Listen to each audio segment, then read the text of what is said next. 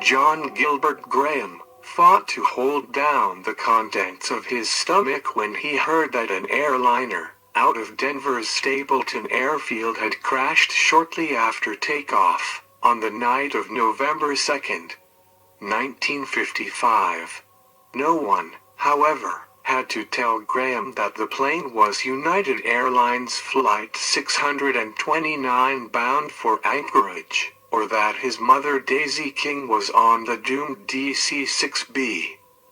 He knew this before anyone because he had carefully loaded his mother's suitcase with 25 sticks of dynamite and rigged the explosives to detonate 20 minutes after takeoff. John Gilbert Graham was born on January 23, 1932, in Denver, Colorado, the child of Daisy Graham and her second husband. Nicknamed Jack, Graham was Daisy's second child, as she already had a daughter from her first marriage.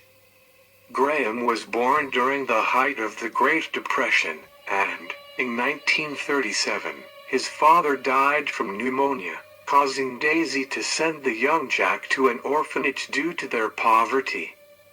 In 1941, Daisy was married for the third time to Earl King, who died shortly after their marriage. Using her inheritance from King's death, Daisy became a successful businesswoman, but despite her newfound wealth, Daisy did not collect Graham from the orphanage.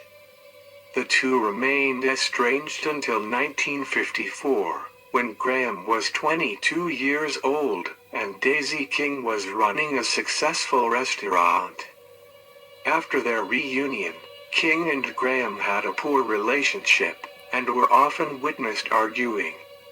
In 1955, shortly before the aircraft bombing, King's restaurant was destroyed in a suspicious gas explosion, believed to have been deliberately caused by Graham. Graham had insured the restaurant and collected on the property insurance following the explosion. United Airlines Flight 629 was using a Douglas DC-6B airliner, named Mainliner Denver, piloted by World War II veteran Lee Hall, on the evening of November 1, 1955. The flight had originated at New York City's LaGuardia Airport, making a stop in Chicago before continuing to Denver. It then took off from Denver, Colorado's Stapleton Airfield, bound for Portland, Oregon, with continuing service to Seattle. Minutes after the plane's departure from Denver, the DC-6B exploded and the flaming wreckage fell to earth over tracts of farmland and sugar beet fields near Longmont, Colorado. There were no survivors. Graham's mother had been a passenger on Flight 629, and was traveling to Alaska to visit her daughter, Graham's half-sister. At the time, flight insurance could be routinely purchased in vending machines at airports, until changes to the system in the 1980s.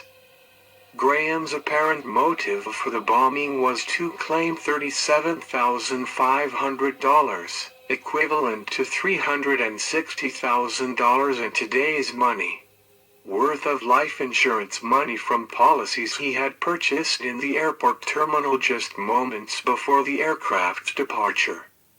Investigators discovered that Graham had a criminal record for embezzlement by check forgery, and illegal transport of whiskey for which he had served 60 days in a Texas prison.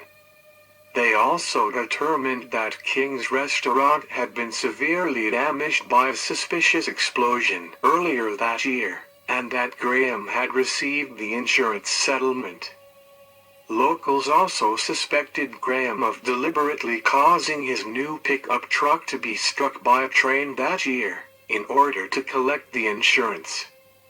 The FBI obtained use of a nearby barn, where they reassembled the fragments of the airplane collected from the site. They were able to determine that explosives were used, and that they had come from certain items of luggage in the baggage compartment.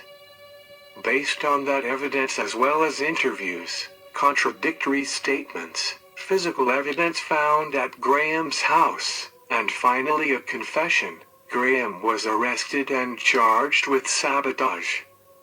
The charge was later changed to murder.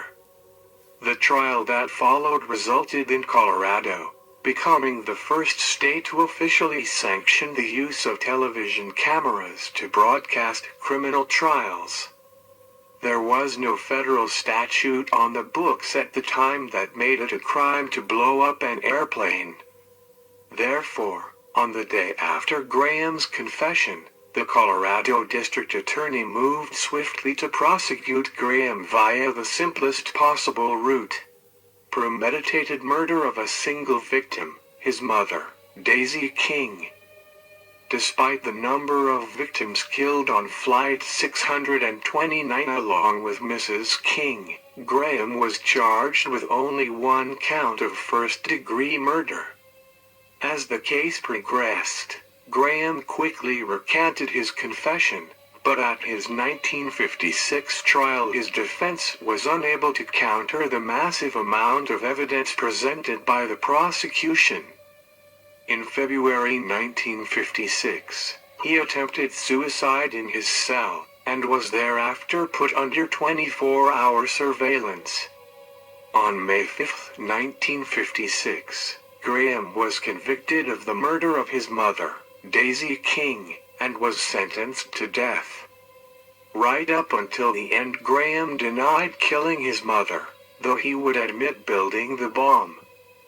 Graham eschewed any special requests for his last meal, but prison officials brought him steak, fried potatoes, tossed salad, fruit cocktail and ice cream anyway.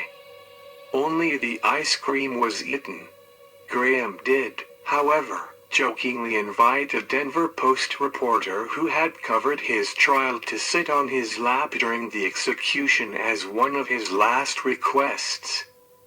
Graham was executed in the Colorado State Penitentiary gas chamber on January 11, 1957.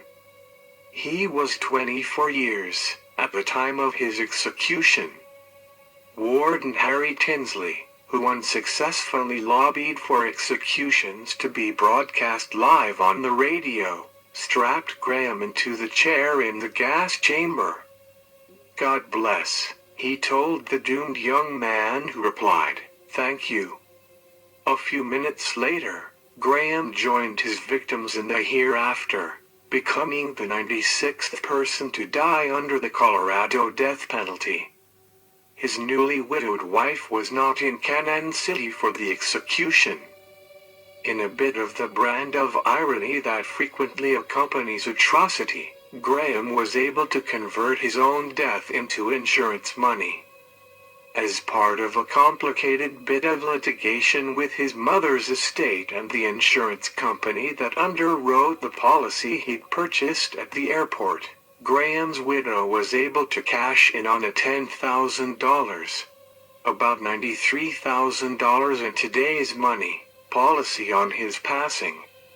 Under the terms of the deal, the insurance company and King estate paid off a $500 premium on a separate policy on Graham's life that his indigent widow was unable to pay on her own in exchange for relinquishing any claims on the estate or other policies. Graham's life was short, but the aftermath of his crimes has reverberated considerably.